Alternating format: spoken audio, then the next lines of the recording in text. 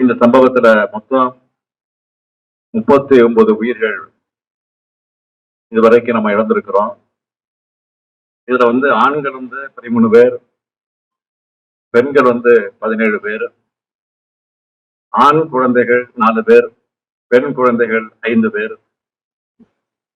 ஒரு அரசியல் கட்சி நடத்தின கூட்டத்துல இத்தனை பேரை இழந்த துயரமான சம்பவம் என்பது இதுவரை நடக்காதது, இனிமேல் நடக்கக்கூடாதது.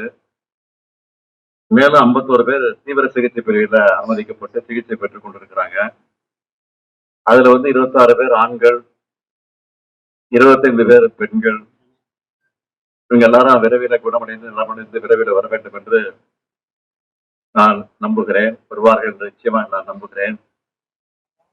இறந்து போன அந்த உயிர்களுக்கெல்லாம் கனத்த இதயத்தோடு நான் அஞ்சலி செலுத்துகிறேன்.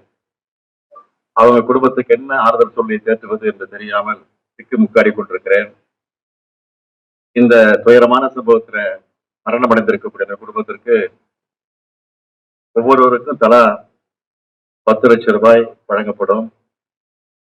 அது முதலமைச்சர் பொது நிவாரணத்திலிருந்து வழங்கப்படும் என்று ஏற்கனவே அறிவித்திருக்கிறேன். காயமடைந்து மருத்துவமனை சிகிச்சைக்கு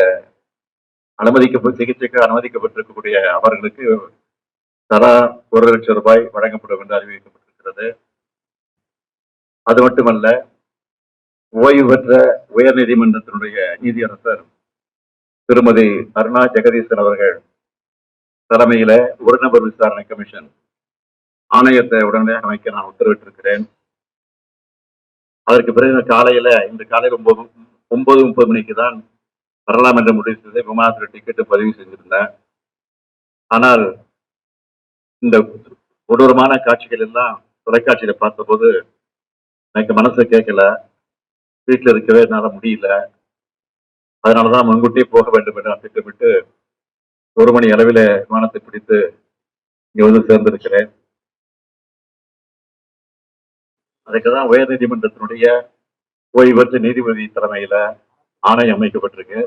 அந்த ஆணையம் விசாரித்து முழுமையா சொல்லும்.